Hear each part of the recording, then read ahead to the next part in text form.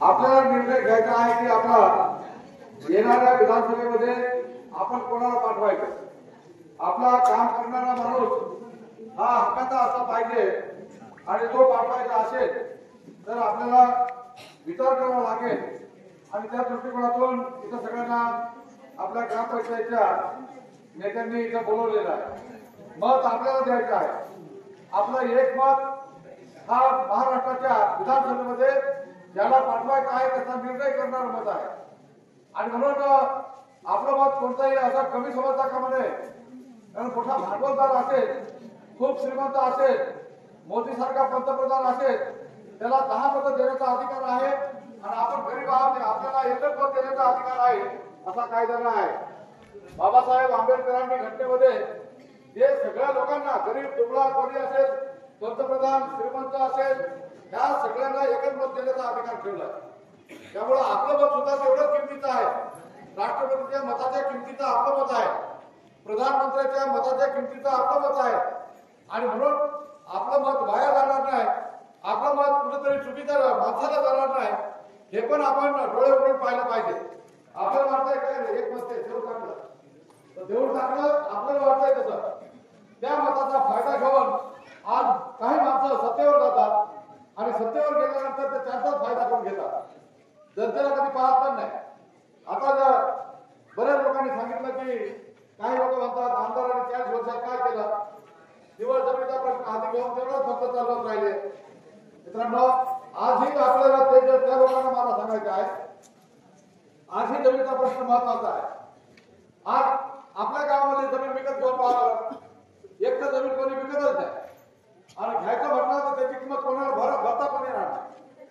आज बोरगावच्या रस्त्याला आपले सापुताऱ्यापासून सराडपर्यंत ज्या रस्त्याच्या कडेला जमिनी आहेत त्या 50 लाख रुपये एकरात जातात। इथं जो आता चेन्नई आपला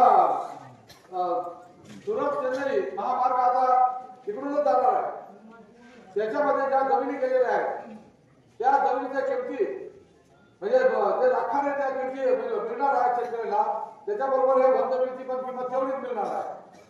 म्हणजे वन जमिनीची किंमत हलकट आहे, त्याच्यात फक्त कोणीच पिकतोय, अगदी तुमची मागणी काय आहे फुलपाटाची त्याचा गहू पिकतोय असा पण प्रकार नाही आहे।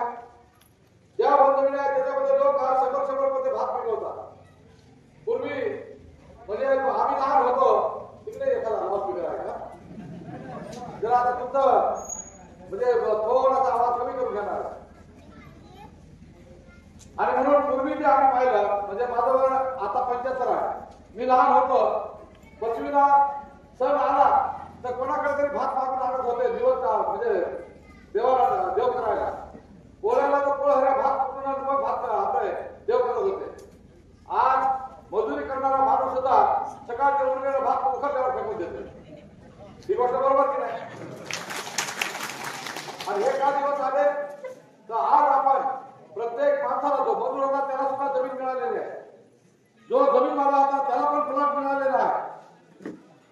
ही प्लॉटाची जमीन ही फक्त भूमी लोकांनाच मिळाली असा पण भाग नाही आहे, जमीन आहे त्याला पण मिळाली। कायद्यामध्ये तरतूद आहे ज्या जमिनीवरती आदिवासीने शेती केलेली आहे आणि ती फारेची आहे आणि ती जुन्यापासून आहे त्याची 100 एकर जमीन असेल तरी तो त्याला प्लॉट मिळाला पाहिजे, हा कायद्यामध्ये तरतूद आहे। त्याप्रमाणे आपले काही लोकांना 20 एकर आहे, काही लोकांना तर आपल्या पेठमध्ये आपल्या ह्या पट्ट्यामध्ये 40 एकरचे गट आहेत तरी त्याला वन जमीन पण मिळालेली आहे।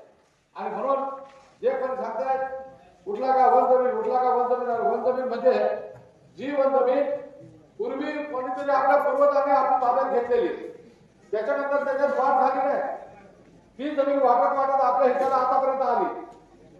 नवीन जमीन कधीच कुठल्या कायद्याने कुठल्या सरकारने लोकांना दिली नाही। ती जमीन आपण पाहिले भूमी लोक खूप आहेत, पोट भरायला दुसरीकडे जावं लागतंय, ह्या माणसाला त्याच्या हाताला इथंच काम द्यायचं आहे। आणि म्हणून आपण 1972 साली तेव्हा मी कॉलेजमध्येच होतो पण 72 साली आपल्या ठाणे जिल्ह्यामध्ये आम्ही गेलो होतो, हरिभाऊ होता, हरिभाऊची आई पण होती आणि त्यावेळेस आम्ही रामभाऊ होता याचा तमाशा आम्ही पायी चारोटीला गेलो होतो। हे रामभाऊ त्याच्यानंतर नामदेव हे सगळे नारायणराव या राक्षस बोलतात आपला जमिनीचा जो प्रश्न आहे तो कोणीही काय म्हटलं, आज आपण विचार करा, जे पोरं म्हणतात ना, पोरं म्हणतात, हे म्हातारे लोक नाही म्हणत, उठला का जमिनीचा, उठला का जमिनीचा, हे पोरं म्हणतात. परंतु आज आपण विचार करा, बरेचसे वयस्कर आहेत, काही तरुण पण आहेत, आपल्या सगळ्या दोघा भावांचा वाटणी झाली आणि एखाद्याने जरी आपल्या मेंढ्याचा अवतार छोटा म्हणजे हे काढलं तरी त्याच्यावर भांडण होतंय की नाही. इथे जमीनच तुमच्या 5-5 एकरला तुमच्या ताब्यात आला तरी ती जमीन म्हणजे त्याला किंमत नाही. आणि म्हणून जे काही विरोधात बोलणारे आहेत आणि त्यांना विरोधच करायचा आहे ते काही म्हणतील, परंतु आपल्या पार्टीला जे जनतेला योग्य वाटतंय, जनतेला फायद्याचं आहे ते पार्टीने हाती घेतला, तो लढा हाती घेतला. त्याच्यावर अनेक लोकांनी जेलमध्ये पण गेले. लक्ष्मण बागोल आपल्या हर्सूलच्या पलीकडे वजरखेड आहे, तिथला दानेबुद्ध तुका वगैरे पोलिसांनी गोळ्या घातल्या, त्याच्यामध्ये ते तिथले 2 कार्यकर्ते मारले गेले आपल्या जिल्ह्यामध्ये.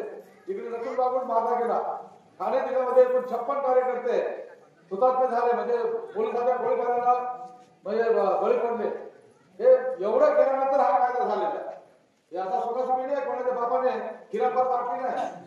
हे लोकांनी आपण तुम्ही पण आहात ते साक्षीदार. पलाटा सांगितलं मुंबईला आपण पाय पण गेलो, नागपूरला पण आपण गेलो, आपण याला दिल्लीला गेलो. एक वेळेस दिल्लीला गेलो आणि वाघाटीचा एक माणूस तो चुकामुक झाली आणि इकडे येण्याऐवजी तो तिकडे गेला पंजाबकडे हरियाणाला. तर ह्या कष्टातून आपण ही जमीन मिळवलेली आहे. आतापर्यंत कित्येक माणसं मार खाल्लेला आहे, पोलीस आपल्या फॉरेस्टवाल्यांनी त्याच्यावर केसेस केल्या, दंडाची रक्कम कोर्टामध्ये वसूल केली, हे सगळं केलं. तेव्हा जमीन कुठं मिळाली ते बोलणारे आहेत ना, कुठं जमीन. अरे तू हे कुठला तर मिळवून पाय. लाईटचा पोल न्यायचा असेल तरी भोपाळची परवानगी लागते.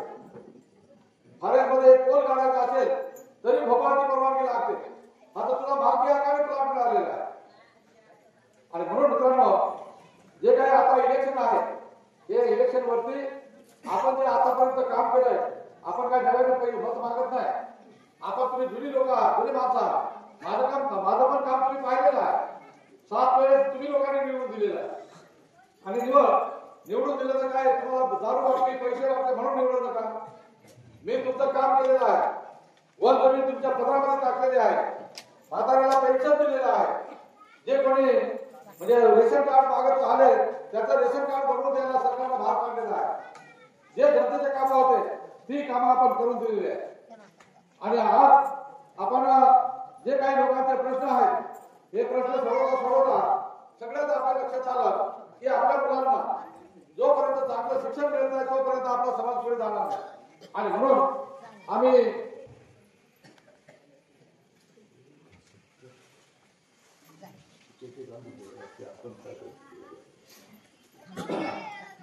आपण शाळा सुरू केली.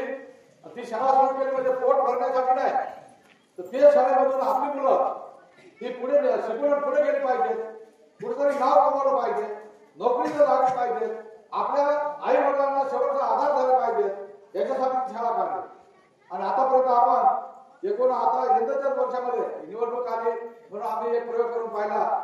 म्हटलं आपल्या शाळेतून जी मुलं शिकून गेली निघून ती कुठे गेली आणि त्यांची ओळख करून घेण्यासाठी ती आपली 12वी पर्यंत शाळा आहे, पण त्याच्यानंतर ज्या शाळा आहेत, कॉलेज आहेत, ते नाशिकला आहेत, इतर ठिकाणी आहेत. ती मुलं ती काय गेली, ती काही 12वीला नोकरी लागून गेली. जे कोणी गेलं ते पुढे शिकायला गेलं.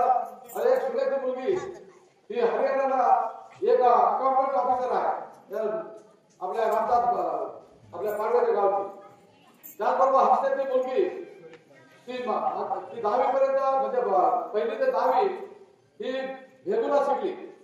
तिथं शाळा नव्हती 12वीची, आता झालेली आहे. पण 12वीच्या 11वी 12वीला ती अर्जुनला आली. आल्यानंतर त्या मुलीने ती आपल्या खो खो मध्ये फार एक्सपर्ट होती.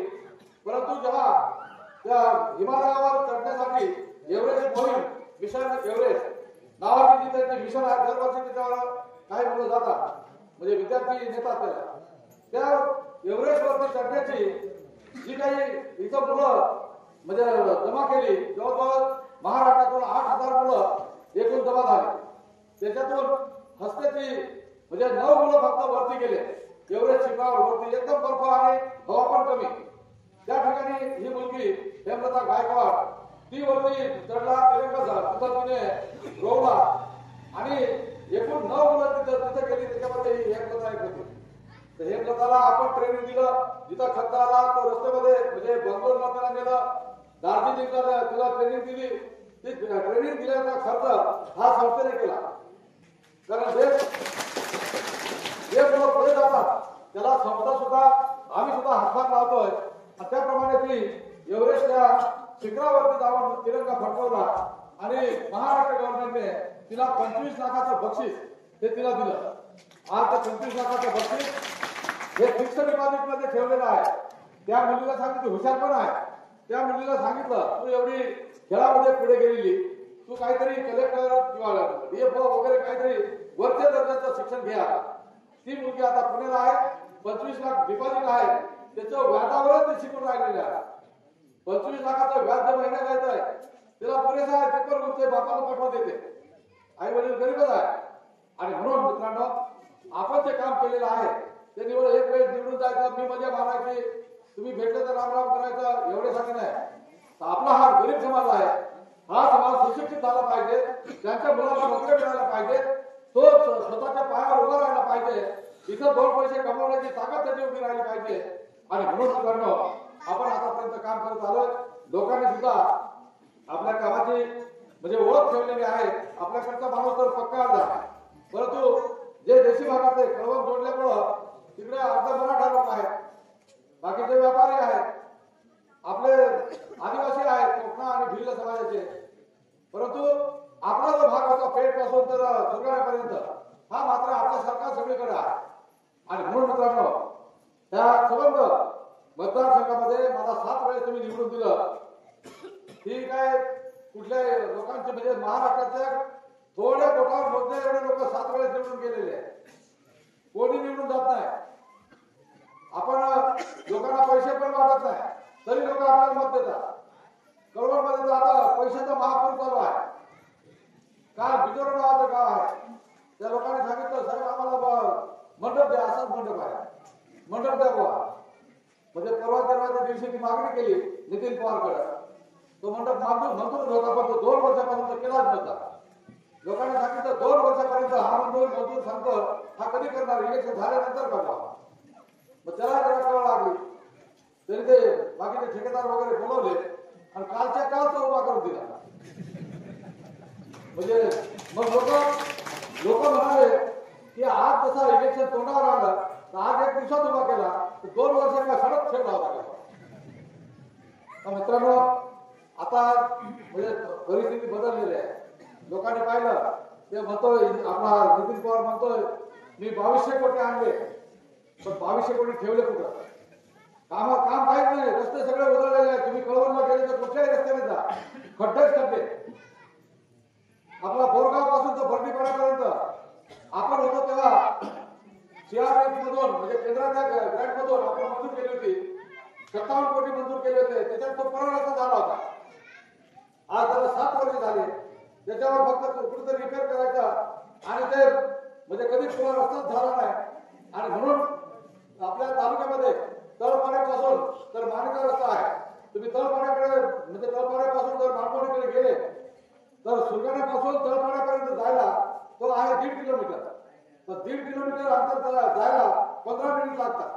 सगळे खड्डेच खड्डे आहेत. हे पैसे गेले कुठं? एक नवी योजना नाही. ते म्हणायचे आमच्या बापाने म्हणजे एटी पवार साहेबांनी कळवणमध्ये पाणी करून दिलं. पाणी नाही झालं. जो शंकापूरचा बंधारा त्या इंग्रजांनी बांधला होता. त्याच्यानंतर फक्त पुण्याचं धरण बांधलं ते सुद्धा 9 कोटीला होतं. परंतु त्याने वाढवत 450 कोटीवर जाऊन पुरा केला. ते पैसे त्याच्यावर काढून खायचेच का? आणि म्हणून मित्रांनो इथं आज आपण पाहतोय की एका बाजूला आपल्यावर टीका करत होते की आम्ही कळवण तालुका नंदनवन केला, जिकडे तिकडे भाग आहे, आम्हाला सुरगाणा तालुका करायचा आहे. आता तो इथं सुरगाण्याच्या सभेमध्ये बोलत होता की आम्हाला सुरगाणा तालुका भागायत करायचा. करायचं तर पाणी लागतंय आणि पाणी मिळालं तरी जमीन सपाट पण लागते. आता आपला डोंगर भाग आहे, कळवण तालुका सपाट आहे. हा डोंगर हे डोंगराळ भाग सपाट पण करणार कसा करणार हा पण प्रश्न आहे. आपण आपल्या भागामध्ये भौगोलिक परिस्थिती जशी आहे, जशी जमिनीची परिस्थिती आहे त्या परिस्थितीनुसार तिथं आपल्याला प्रगती करायची आहे. लोक आपले कष्टाळू आहेत याच्याबद्दल काही शंकाच नाही, परंतु कष्टाळू असून आपल्याला ज्या पद्धतीने आपण मागणी करतोय की आमच्या ह्या पुणे नदीला सिमेंट कॉन्क्रीटचे बंधारे बांधा, नदीमध्ये नदीच्या पात्रामध्ये जेवढं पाणी बसेल तेवढं तुम्ही अडवा आणि ते पाणी उन्हाळ्यामध्ये आम्हाला लिफ्ट करून किंवा आमच्या पद्धतीने शेतापर्यंत आम्ही घेऊन जाऊ. परंतु सरकार म्हणत आहे की आमच्याकडे पैसे नाही, पण तरी आपण प्रयत्न केले. मी आमदार नसताना खोबळ्याचा बंधारा बांधला आपण, त्याच्यानंतर बाहेर पडता एका आपले भरत शेट्या गावचा बंधारा बांधला, आता आपण आंब्याला बांधला, त्याच्यानंतर वरती खेडाला बांधला, धुऱ्याला बांधला आणि उंबरठाणच्या भागामध्ये निवळ उंबरठाणच्या बारीपासून तिकडे एकूण 37 बंधारे म्हणजे सिमेंट कॉन्क्रीटचे आपण मंजूर केले. त्याच्यापैकी 31 बंधारे बांधून पूर्ण झाले आणि 6 बंधारे अजून आताची काम चालू झालेलं आहे. त्याबरोबर जे नवीन मंजूर केलेले आपण जे मोर्चा काढला आपण त्या मोर्चामध्ये जी यादी दिली त्या यादीप्रमाणे होवारा, दुधवड, बेलवड, पाणी, घोडी, अळीपाडा, मालगव्हाण, कचूरपाडा आणि अजून त्याच्यामध्ये 5-6 वेगळे आहेत त्या तुम्हीकडचे. हे बंधारे आपण आमदार नसताना सरकारवरती आपल्या लोकांच्या दबावामुळे त्याला मंजूर करावे लागले. त्या मोर्चामध्ये आपण हे मंजूर करून घेतलेले आहे. नितीन पवार सत्तेवर होता, 2200 कोटी मंजूर करून आणले म्हणून म्हणतोय ह्या नदीला कुठे नितीन पवारचा कुठे बंधारा आहे का? कुठं केबेपर्यंत गेले तरी नाही सापडणार. मग आता ही जी माणसं आहेत ह्या लोकांनी फक्त त्यांचा स्वार्थ साधण्याचा प्रयत्न केला. आज याच्यामध्ये कळवणचे लोक हिशेब करतात त्या नितीन पवारने 10% कमिशन या 2200 कोटी मधून काढलं. 10% म्हणजे 100 रुपयाला 10 रुपये, 1 लाखाला 10,000, 1 कोटीला 10 लाख असे 2200 कोटीला 220 कोटी काढले. आणि त्याच्या अगोदर तो पळून गेला होता ना, माहित आहे का? बरोबर की नाही? गोवाहाटी बरोबर. त्या गोवाहाटीला पळून जाण्याची मजुरी किती त्याला दिली होती? 50 खोके, लाकडाचे खोके नाही, पैशाचे खोके. तर अशा प्रकारचा त्याने सुरुवातच अशा प्रकारची केली. 50 खोक्यापासून सुरुवात केली. आता कमिशन काढून भयानक पैसा त्यांनी जमा केलेला आहे. तो पैसा वापर करण्याचं काम त्याचं चालू आहे. परंतु लोकांना माहित आहे की हे पैसे त्याच्या हरामातच आहे. कळवणचे लोक म्हणतात तू वाट किती वाट, आम्ही घ्यायला तयार आहोत, परंतु तुला मत काय मिळणार नाही. पण फोटो घेऊन नाही दिलं तर दिलं, पण आज बोकड्या खा तिकडे ते चालू राहायचं. एक दिवसाला 10 गावामध्ये त्याच्या म्हणजे ते त्याला काम सांगतात पार्ट्या बोकड्याच्या दारूच्या चालू आहे आणि तिथं कधी जातं. असं बंदी नाही किंवा लाल वाट्याले बाहेर राहा असं नाही, काय सगळं जाऊन खाऊन येतात. ते आम्ही परवाच्या दिवशी पिळबस नावाचं गाव आहे, तिथं शांताराम बापू नावाचा शेतकरी संघटनेचा नेता आहे. त्याच्या गावात आम्ही गेलो होतो. त्या भाषण करायला उठला, हे कॅम्पवाले आहेत म्हणे, तर ते काही मटण पाहत नाही, काही नाही, कशाचं आहे, कुठून आणलं तेही पाहत नाही म्हणे. निवड कॅम्प आहे तर मटण खायचं म्हणून खायचं. तर त्याने उदाहरण दिलं, बिहारचा मागचा मुख्यमंत्री लालू प्रसाद यादव नाव कोणाच्या लक्षात आलं असेल, बरोबर की नाही? तर त्याचा मुलगा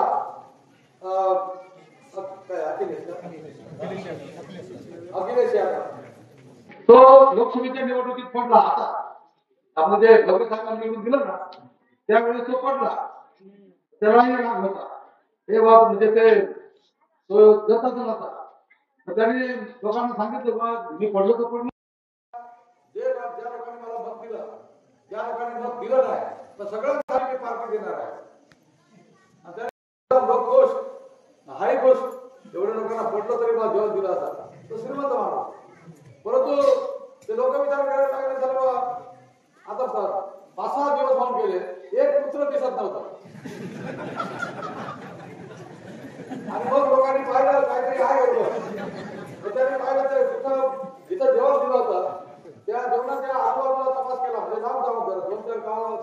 नसून तिकडे तपास केला तर एका ठिकाणी 2-3 ट्रॅक्टर भरपूर एवढ्या कुत्र्याचे डोके सापडले. आणि म्हणून मित्रांनो आज जे काही कव्हरमध्ये मदत येते ती मालकाला म्हणून देतं. जशा त्यांना कोणी विचारत नाही मालका रवाला हारायचं का. आणि म्हणून मला वाटतंय की ही जी माणसं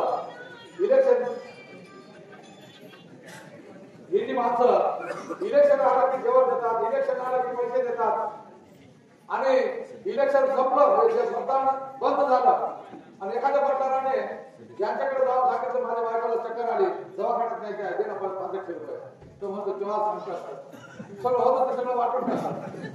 तो दुसऱ्या दिवसापासून आडेल माणसाला पण कधी मदत करत नाही. ही गोष्ट बरोबर की नाही. म्हणून हे जे आता मुलगा त्याला जेवण देतो दारू देतो पैसे देतो हे लोक दुकानदारासारखं असतात. म्हणजे पैसे देऊन आमदारकी कमवायची आणि निवडून आल्यानंतर परत पैसे कमवायचे. जसं दुकानदार माल आणतो विकतो त्याच्यातून नफा निघतो का परत मला आणतो. दुकानदार तोड्यात जातो का कुठला असेल आपल्या तर गावठी पण आहेत ना. एक पैसा तरी त्याच्यात वाढव करून विक्री तरच नफा निघतो. हे तर वाढव एक पैसा नाही हे तर हातात सापडत हे गावठी 500 कोटी रुपये एवढे हे करतात. आणि म्हणून मित्रांनो माझी आपल्याला विनंती आहे आपण जुन्यापासून आपल्या परिसरामध्ये ज्या लढाईची सुरुवात केली वन जमिनीची रोजगार हमीच्या कामावरती जे जुने लोक आहेत त्यांना माहित आहे कमी रेट देत होते आपण मोर्चा काढत होतो रेट वाढवून देत होतो लोकांना मिळत होता म्हाताऱ्याला पेन्शन मिळवून दिलं आणि अशा प्रकारच्या अनेक संघर्षातून इथल्या लोकांना आधार देण्याचा प्रयत्न केला.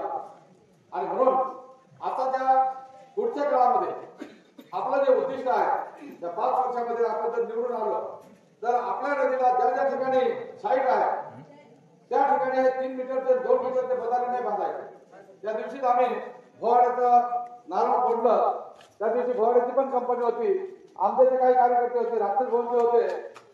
आम्ही सगळ्यांनी असं ठरवलं की जरी सरकारने नियम आहे 3 मीटरचा पण त्याच्यामध्ये आपल्या पद्धतीने जसा गोगळ्याला आपण 6 मीटर बांधला हा त्या आपले डोम आहे ना हा मदत याच्यापेक्षा उंच आहे याच्यापेक्षा उंच बंधार आहे. तर अशा प्रकारचा जिथं लोकांची जमीन जात नाही लोकांचं पीक नष्ट होत नाही कोणाची नुकसान नाही त्या ठिकाणी उंच बंधारा बांधून त्याच्यामध्ये जर पाणी साठलं तर ते उन्हाळाभर किती वापरलं तरी अडणार नाही. अशा प्रकारची योजना आपल्याला म्हणजे राक्षस भवन पासून तर थेट केमच्या डोंगरापर्यंत इथलं पाणी जे कसबुजला देणार होते ते आपण थांबवलं. हरिभाऊने बरेच वेळेस त्याच्याबद्दल लोकांमध्ये जागृती पण केली होती आणि आपण सगळे इथं पण 2-1 वेळेस मिटिंगा झाल्या त्या शाळेवरती एक मिटिंग झाली होती. आणि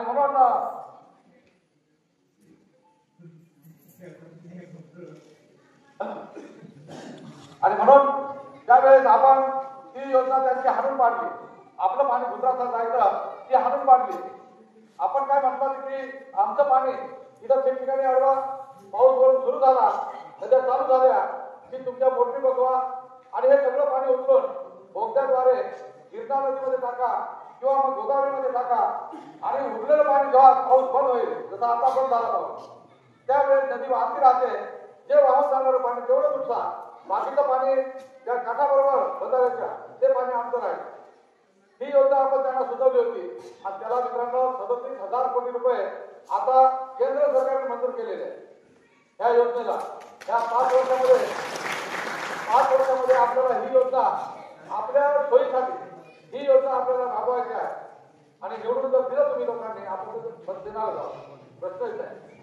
परंतु त्यावेळेस जर निवडून गेलो तर नक्कीच आपल्याला ही योजना इथं राबवण्यासाठी नक्कीच प्रयत्न करेल. मी विधानसभेमध्ये जर तिथं सरकार ऐकलं नाही तर पुन्हा आपण एकदा तडाखा दाखवून देऊ. इथला आदिवासी माणूस जेव्हा मुंबईमध्ये जातोय सगळे लोक घाबरतात. आपण कोणाला हात पण लावत नाही पण आपली ताकद पाहिल्यानंतर मुख्यमंत्री म्हणतोय की मुंबईत येऊच नका तुम्ही आणि मुंबईत गेलो की मुंबई बंद पडते.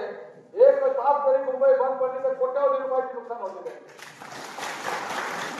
आणि म्हणून आपली ताकद एकदा आपल्याच भागाची सुधारणा करण्यासाठी आपल्या योजना राबवण्यासाठी ही आपल्याला वापरायची आहे. आणि म्हणून मित्रांनो आताची ही निवडणूक एक विशिष्ट अशा प्रकारच्या वर्णावर असलेली निवडणूक आहे. तुम्हाला माहित आहे अजित पवारने शरद पवारच्या पक्षामध्ये राहून निवडून आला होता. परंतु सत्तेसाठी शरद पवार साहेबांना पण त्याने धोका दिला. उद्धव बाळासाहेब ठाकरे साहेबांच्या पक्षामध्ये हा एकनाथ शिंदे निवडून आला होता. म्हणजे खरं तर उद्धव बाळासाहेब ठाकरेच्या नावावर निवडून आला होता. त्याने पण मुख्यमंत्री होण्यासाठी धोका दिला. त्यांना प्रत्येकाला 50-50 कोटी रुपये रोख दिले आणि आमदार फोडले आणि बीजेपी वाल्यांनी आमदार फोडले. पैसे बीजेपी वाल्यांनी दिले. हे दोघांकडे पैसे एवढे नव्हते. आणि ह्या लोकांना गुवाहाटीला घेऊन गेले आसाममध्ये आणि तिकडे सगळं त्यांचा बसले, जनता झाली, बेजारगी जमावली आणि मग महाराष्ट्रात आले. एकनाथ शिंदे मुख्यमंत्री आणि हे 2 उपमुख्यमंत्री केले. आणि ह्या दोघांनी मग म्हणजे तिघांनी मिळून हे राज्य चालवलं. परंतु लोकांची कुणकुण आली की हे दबाण आहे, याला पुढे निवडून द्यायचं नाही. पण त्यांनी एक योजना सुरू केली. मग लाडकी बहीण पण त्याच्यामध्ये आली. आता लाडकी बहीण आली तर त्याच्याबद्दल आपल्यालाही काही वाईट वाटायचं कारण नाही. लाडकी बहीण म्हणजे कोण? आपलेच घरची माणसं. कोणी आई असेल, बहीण असेल, बायको असेल, बरोबर की नाही? तिला पैसे आले तर आपलेच ना, बरोबर की नाही? ते काय एकाच घरात आलेले पैसे. पण हे पैसे कुठले? पैसे कुठे आणले? सरकारचे पैसे काय चोरी करून आणले का? मुंचे काढले का? खासदारी काढले? हे पैसे तुमच्या खिशातून एका काय खिशातून काढले आणि बाईच्या हातावर ठेवून दिले. पैसे कोणते? ही लाडकी बहिणीची योजना जेव्हा आली फटाफट त्यांनी पैशाची व्यवस्था केली. आदिवासी विकास विभागाकडे आपले पैसे जवळजवळ 350 कोटी रुपये काढले आणि त्यांच्याकडे टाकले. त्याचबरोबर 100 रुपयाचा स्टॅम्प जो आपण कधी कधी काही कामासाठी लिहितोय, समजोता करायला भानगड झाली, अपघात झाला, लिहून घेतोय, तो 100 रुपयाचा स्टॅम्प एका धक्क्यामध्ये 500 रुपयावर घेऊन ठेवला. तिथं हा चमत्कार झाला की नाही? त्याचबरोबर गोडे तेल होता. तुम्ही गोडे तेल आता घेतलं का? स्वतःच खाता घेतलं, विकत घेत असाल तर गोडे तेलाचा 15 किलोचा डबा हा 1600 रुपयाला मिळत होता. तो एकदम आता 2200 रुपयावर घेऊन ठेवला. ही गोष्ट बरोबर की नाही? गॅसचे भाव, आपला जे गॅस मोदी साहेब काय म्हणायचे 2014ला आपल्या गावात गरीब टोळ्या बाया लाकडाची चुलीवरती भाकरी करताना त्याच्या डोळ्यातून आसरू येतोय ते फार मला वाईट वाटतंय. आता मोदी साहेब म्हणायचा, मोदी साहेब म्हणायचं आता बाहेरच्या डोळ्यातून आसरू पडणार नाही अशा प्रकारचा गॅस आम्ही 400 रुपयाला देतो. 400 रुपयाला दिला. लोकांनी गॅस घेतला आणि त्यांनाही सवय लागली. आता लोकांना पण त्यांनी हळूहळू वाढवत आता 1200 रुपयावर घेऊन ठेवला. ही गोष्ट बरोबर की नाही? पण आता गॅस लागतो, आता सवय झाली. दुकट खायला नाही गो आम्ही आता ते पण सांगितले, बाया पण सांगतात. आणि मग गॅस निघला की ते सांगतात गॅस भरायला लागली. आणि अशा प्रकारे गॅस पण वाढवला. तुम्हाला एक दुसरी गोष्ट सांगतोय की याने पैसे कसे काढले. मोबाईल 2012ला लोकांकडे, त्याच्या अगोदर मोबाईल नव्हता. ही गोष्ट तुम्हाला आठवते का नाही? तेव्हा बारीक मोबाईल होता, आता मोठा मोबाईल आला. आणि त्यावेळेस बारीक मोबाईलचा रिचार्ज करायचा असेल तर एवढीशी एक पट्टी यायची, ती 10 रुपयाला मिळायची. 10 रुपये 20 रुपये अशी रिचार्जची पट्टी मिळायची. तिचा घातला की नंबर दिसायचा आणि तो नंबर आपल्या मोबाईलमध्ये टाकून आणि रिचार्ज केला की 2-3 दिवस चालायचा. महिन्याचा रिचार्ज करायचा झाला तर 28 दिवसाला त्यावेळेस 49 रुपये होते. 49 रुपये 1 महिनाभर पुरत होते. आता 1 महिना जर रिचार्ज करायचा असेल तर किती पैसे लागतात? 300 रुपये. म्हणजे 6 पटीने वाढवले की नाही? 6 पटीने वाढवले. आणि म्हणून मित्रांनो जे पैसे कोणाने गेले, आज एका घरामध्ये आरामी जरी असेल तरी मोबाईल आहे, बरोबर की नाही? असे मोबाईल एकाच गावामध्ये जर मोजले तुम्ही, कोणी डोक्यातून कल्पना नाही काढली, मधून पहा एखाद्या गावात, एका गावातले जर मोबाईल मोजले तर मला वाटतं 1000च्या जवळपास निघतील एकाच गावामध्ये, बरोबर की नाही? एका घरामध्ये 12 तास वेगळा, 8 तास वेगळा, कोणत्या ठिकाणी झाले त्यांचाही वेगळा. आता एका घरामध्ये सुद्धा 2-2 मोबाईल, 2-2, 3-3 मोबाईल आहे.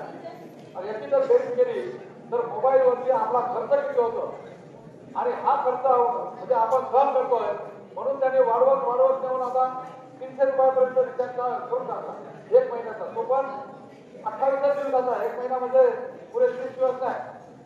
आणि म्हणून मित्रांनो हे पैसे सगळे आपल्या हातातून घेतात, आपल्या खिशातून काढतात आणि सगळी योजना दाखवतात. म्हणजे तुमची चोरी करायची आणि त्यांना सांगायचं अरे हे घे तुला पैसे. ते एक म्हणायचं की एका एसटीमध्ये एक प्रवासी चढला आणि पुढच्या प्रवाशाच्या खिशातून पैसे काढून घेतले आणि आला तिकीट करत आला इथं आणि ज्याचे पैसे काढून घेतले होते त्या माणसाला भाऊचं तिकीट त्याने खिशात हात घातला तर खिशात काही नाही, पैसेच गेले चोरीला. तो म्हणतो माझे दोन्ही खिशात जाळून पाहिजे, खिशात पैसाच नाही. तो म्हणायचा पैसे गेले माझे. कंडक्टर म्हणायचं आता मी काय करू, म्हणजे कायदा जसा आहे की फुकट तर तुला नेऊ शकत नाही, आता उतरून जाय. तो म्हणायचं नाही मला अर्जंट जायचं आहे, पण अर्जंट तुला जायचं असेल तिकीट काढल्याशिवाय जाऊ शकत नाही. आता याचे पैसे होते चोरीला गेले हे त्याला माहिती. कंडक्टरला वाटला हा सगळं होय असे आम्हाला फसवणारे लोक राहतात, पण त्याच्यामुळे आमची नोकरी धोक्यात येते. काय कर पण तू उतरून जाय.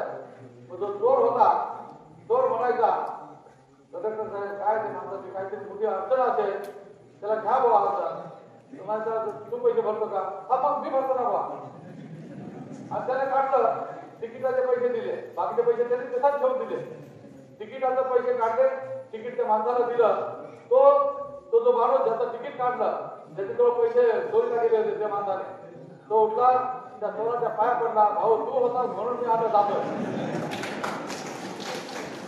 पैसे देतेच हे सरकार तेच करत आहे.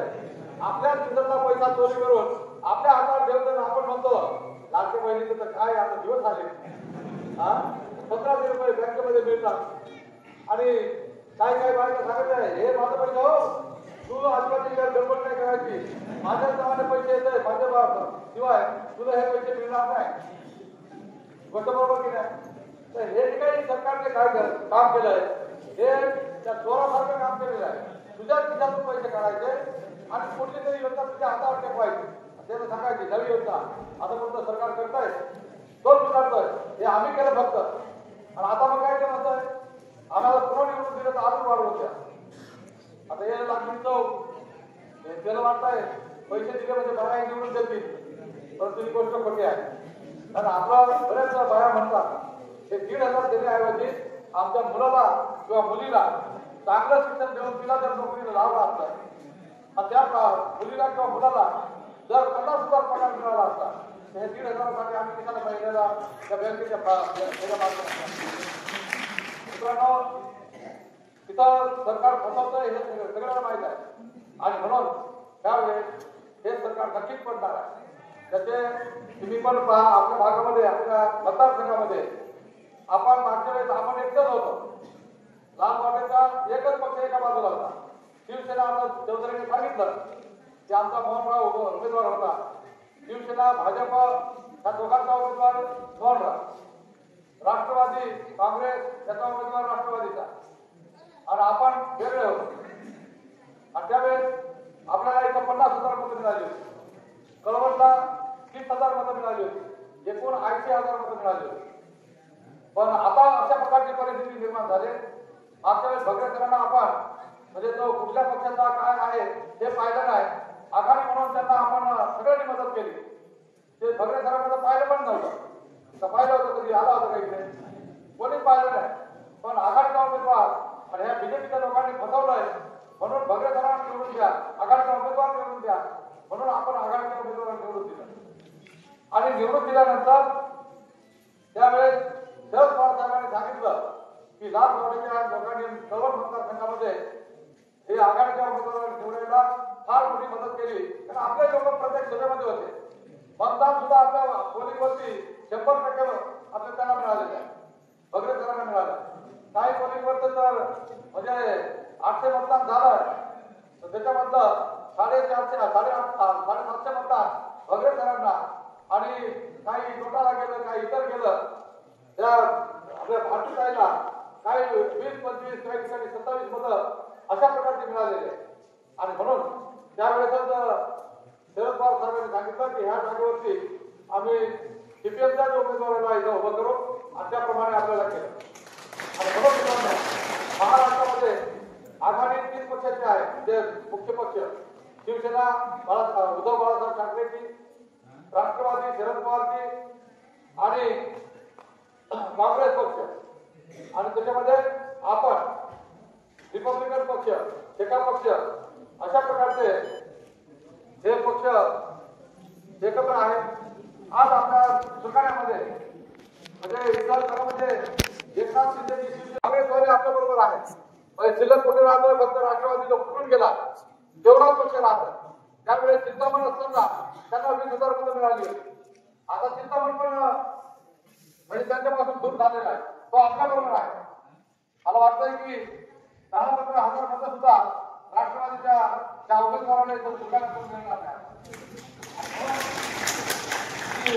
आपल्या चौधरीने इथं दाखवला होता की या सुकाण्यामध्ये कमीत कमी आपल्याला 80,000 जवळपास मतदान व्हायला पाहिजे. त्या प्रत्येक पोलिंगवरती आपण काळजीपूर्वक ते मतदान करून घेतलं पाहिजे. कळवणमध्ये सुद्धा परिस्थिती अत्यंत आपल्या दृष्टीने फार चांगली आहे. कळवणमध्ये शिवसेना दोन्ही शिवसेना म्हणजे उद्धव बाळासाहेब ठाकरे आणि एकनाथ शिंदेची या दोन्ही आपल्या शिवसेना आपल्या बरोबर आहे. त्याचबरोबर काँग्रेस आपल्या बरोबर आहे. राष्ट्रवादी शरद पवारचा गट आपल्या बरोबर आहे. तिथं सुद्धा तो एकटाच आहे आणि समस्त लोकांनी त्याच्यावर बहिष्कार टाकण्यासारखा आहे. तिथे फक्त आता प्रचार करतात ठेकेदार जे आहेत त्यांना ते कामं देतो ते ठेकेदारच आहे त्याच्याबरोबर लोक नाही. आणि म्हणून तिथं सुद्धा लोकांमध्ये फार मोठा उत्साह आहे आणि आधी जवळजवळ जाहीर झाल्यासारखं आहे की ह्यावेळी नितीन पवार आपण आणि त्यात भर म्हणून उद्याला शरद पवार साहेबांची सभा आपण ठेवलेली आहे. शरद पवार साहेबांची सभा ऐकायला आपण आलं पाहिजे. इथे बाहेर पण आलं पाहिजे. हे जसं आता बाहेरचा गैरसमज करून देतात की लाडकी बहिणीची योजना आम्ही आजोपर्यंत चालणार त्याच्यामध्ये योजना राहतो. आताची पेन्शन योजना कधीपासून चालली बंद झाली का? चालूच आहे. उलट आपण त्याच्यामध्ये पैसे वाढवत आपल्याला कोणत्यामुळे पैसे वाढवून गेले. पोलीस पाटलाचे पगार आपण आपल्यामुळे वाढवून केला. अंगणवाडीचा पगार आपल्यामुळे वाढवून केला.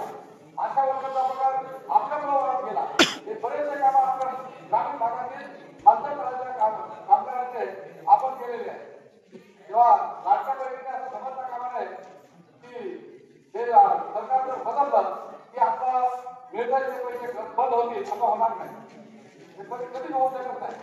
आणि म्हणून सरकार कोणताही आला योजना किती राहते चालू. आणि म्हणून माझी आपल्याला विनंती आहे की याच्यामध्ये कोणीही झोपेत राहता कामा नये. त्यांच्याकडे जबाबदारी धंदे पण फार आहे. दुसरी गोष्ट एक अजून आपल्याला आज पेपरला बातम्या आली.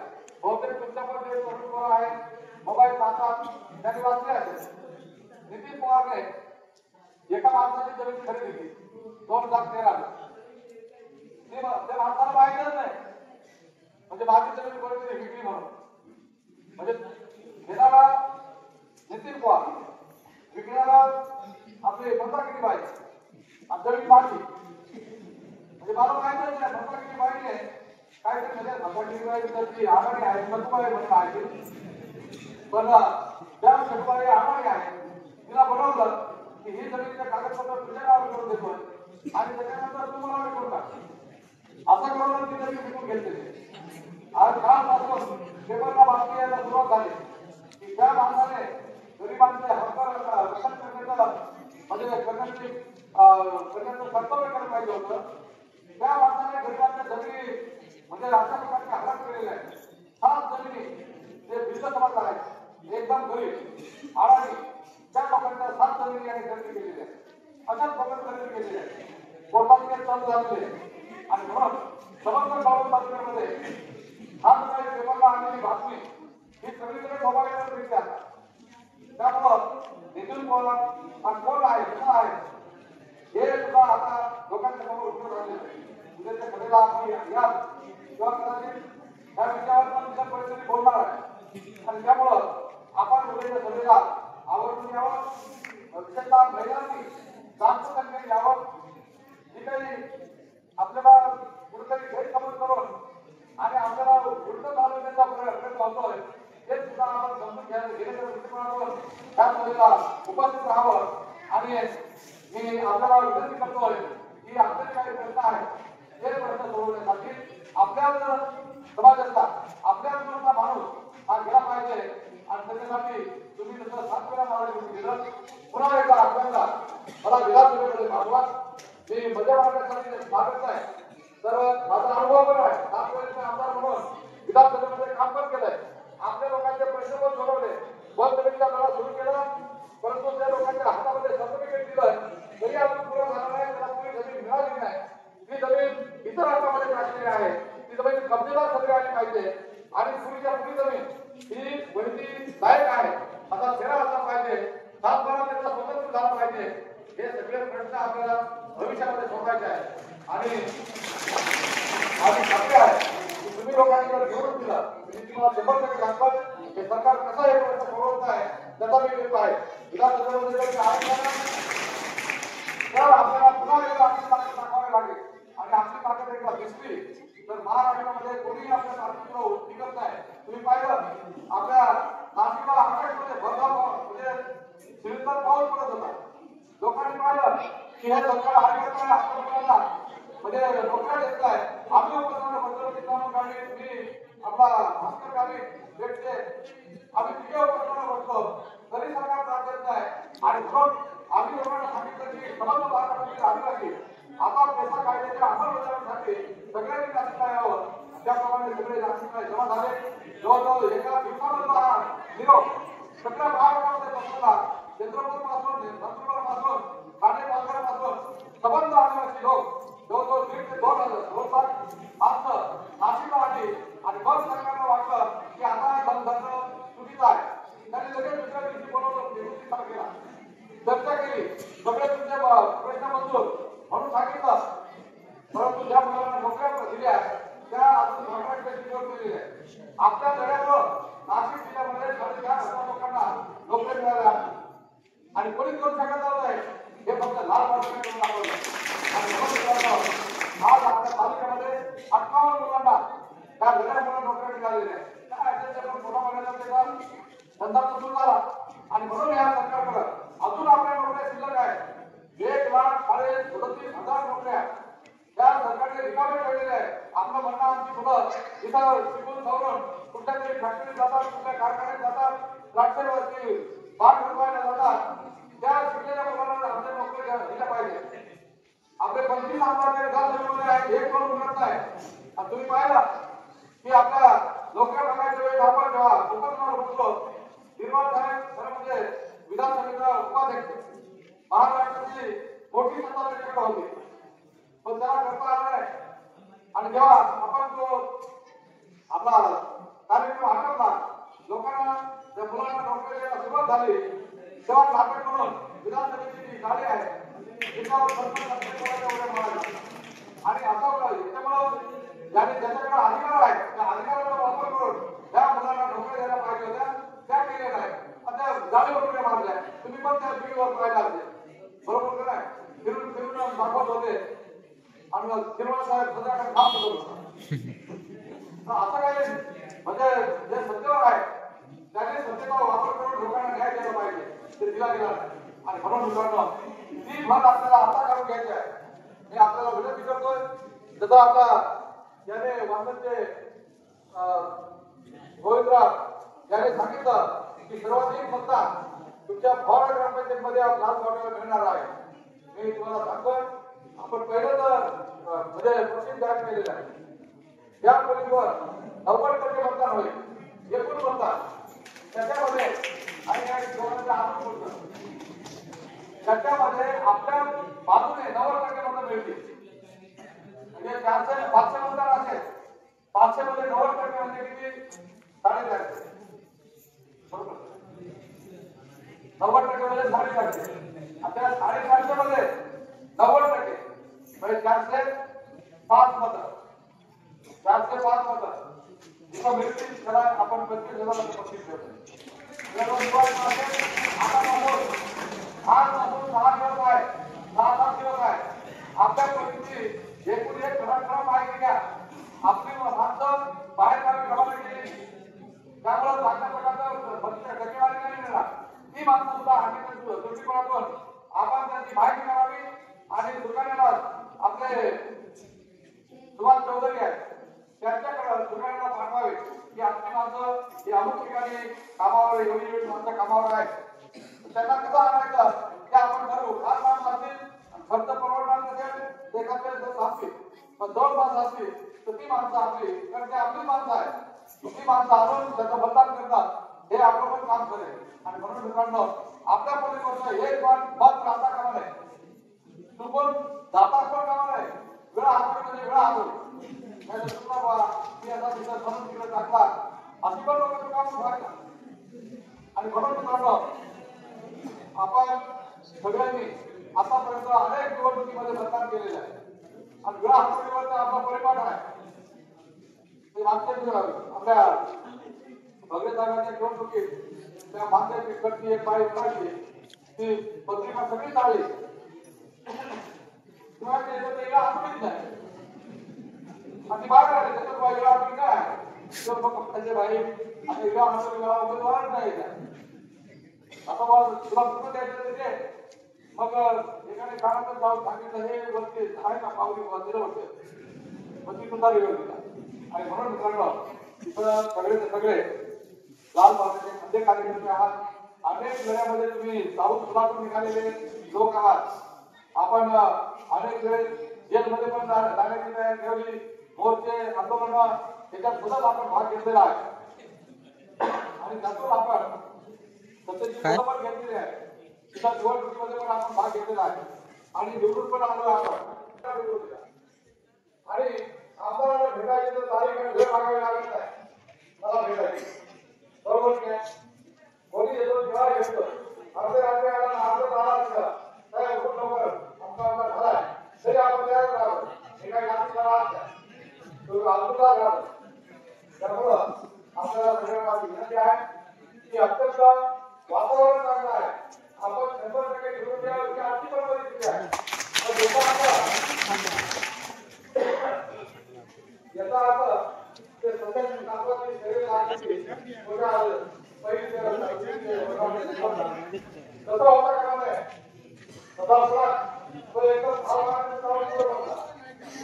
आणि तो माझं एक काम लोक निराळच नाही पण सगळं गोष्ट बघून गेला आता हळूहळू चालत चालत सध्याच्या पुढं ते ठेवलं होतं पक्षी तिथंपर्यंत कासव जाऊन बसता याने डोळं पक्षी ठेवून गेला अशी आपल्याकडे व्हायला नको आपली परिस्थिती चांगली आहे बरोबर होतं बसण्याचं काही कारण नाही 6 दिवस आहे एक पण ठेवावं लागेल एक पण चुकणार नाही एक पण खबरदारी घ्यावी लागेल प्रत्येक पोलीसवरती जेवढे कार्यकर्ते आहेत जेवढे कार्यकर्ते पोलीसच्या सकाळी 7 वाजेपासून संध्याकाळी 6 वाजेपर्यंत हातात काम नाही तुम्हाला गावामध्ये बघून पुढे जेवणाची व्यवस्था करता येईल परंतु त्याच्यासाठी आपण पोलीस करून दुसरीकडे जाता कामा नये एक दिवस आपण 20 तारीख बुधवार येतो आपल्याला बुधवार मोठा धरून टाकायचा त्या दिवशी काही काम करायचं कारण 5 वर्षाचं भविष्य आपण 1 दिवसामध्ये तिथं ठरवणार ते भविष्य ठरवताना आपण 5 वर्षाचे जवळ पाणी नाही राखलं नाही एक फरक भेटला असेल तर सांगून द्यायचं पण जे कार्यकर्ते आहे त्या लोकांनी तिथं पोलीस करता कामाने हे सगळे लोकांची सर्व विनंती आहे तुमच्या या कामावरच आपला विजय आहे इतका गोष्ट घरात ठेवा तुम्ही मला एवढं लोक आहेत ते करतील ना आता मग झालं तसं करता कामा नये इथे एक मत आहे तुझं मत झाला असेल तर थांबलं पाहिजे कोण अजून काम केला तो आणलं पाहिजे अशा प्रकारे एकूण एक मत त्या पोलीसच्या कार्यक्षेत्रातील मध्ये मत झालं पाहिजे आणि त्यानंतर सणामध्ये स्ट्रीट वेळ याच्यानंतर आपण आपल्या घरी गेलं पाहिजे अशा प्रकारची आपण कारवाई करावी त्या मित्रांनो या वेळेचा विषय नक्कीच आपण घेतला आहोत प्रत्येक प्रकारची किंमत आपल्याला पेटीमध्ये टाकणं हे